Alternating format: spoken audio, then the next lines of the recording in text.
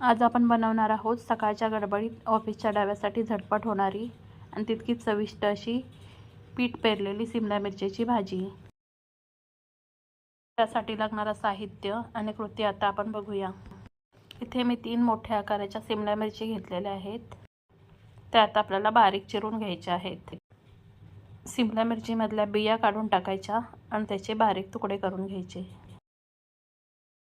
खूप कमी साहित्यामध्ये अतिशय चविष्ट अशी ही भाजी तयार होते। अशा पद्धतीने मी सगळी सिमला मिरची चिरून घेणार आहे। आता मी गॅसवर तवा तापायला ठेवलेला आहे। तवा चांगला तापला की आपल्याला त्याच्यामध्ये तेल घालायचं आहे। तेल चांगलं तापलं की त्याच्यामध्ये आपल्याला मोहरी घालायची आहे आणि मोहरी चांगली तडतडली की त्याच्यामध्ये आपण जिरं घालायचं आहे। जिरं चांगलं फुललं की त्याच्यामध्ये आपल्याला कढीपत्ता घालायचा आहे। त्याचबरोबर थोडी कोथिंबीर सुद्धा घालायची आहे। आता फोडणीमध्ये थोडी हळद आणि थोडा हिंग घालून आपल्याला हे सगळं व्यवस्थित मिक्स करून घ्यायचं आहे। आता याच्यामध्ये आपल्याला बारीक चिरलेली सिमला मिरची घालायची आहे।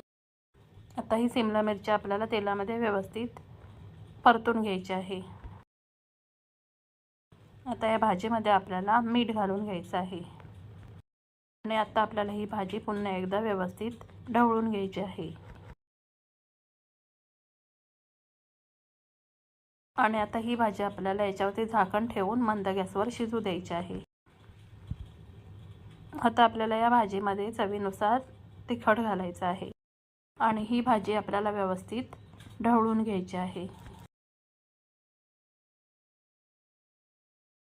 पुन्हा या भाजीवर झाकण ठेवून ही भाजी मंद गॅसवर व्यवस्थित शिजू द्यायची आहे। आता 5 मिनिट झालेले आहेत। आता आपण भाजी शिजली का ते बघूया। आता ही भाजी आपल्याला पुन्हा एकदा व्यवस्थित ढवळून घ्यायची आहे। पुन्हा थोडा वेळ ही भाजी झाकण ठेवून शिजू द्यायची आहे। आता आपण झाकण काढून बघूया।